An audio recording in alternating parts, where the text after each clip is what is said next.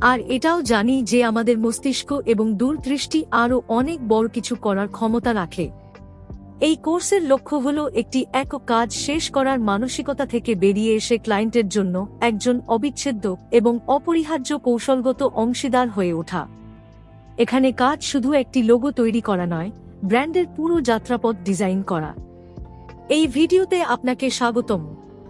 এটা হলো দ্য ট্রান্সেন্ডেন্ট, একটি স্বপ্নদর্শী প্ল্যাটফর্ম যা শেখার এবং তৈরি করার পদ্ধতিকে নতুন করে সংজ্ঞায়িত করতে প্রতিশ্রুতিবদ্ধ।